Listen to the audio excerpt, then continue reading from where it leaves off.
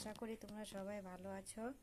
আমি পাঁঠার মাংস, কাঁচা লঙ্কা, পেঁয়াজ, রসুন, আদা নিয়েছি। এটা পেস্ট করে নেব। এখন পেস্ট করে মশলা দিয়ে দিলাম।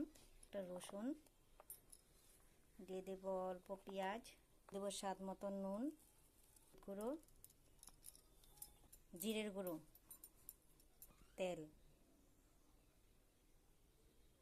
এটাকে মেখে নেব। মাংসটাকে মেখে নিলাম। এখন আমি আলু ভেজে নেব।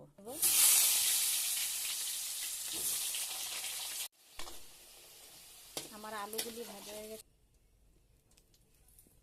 এখন দিয়ে দিলাম তেজপাতা, দিয়ে দেবো দারচিনি কুচি,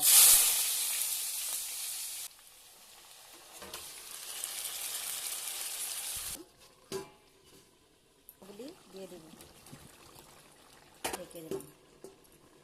মাংসটা কষানো হয়ে গেছে। জল না হলে মাংসগুলি শক্ত হয়ে থাকবে, গরম জল দিলে মাংসটা নরম থাকবে।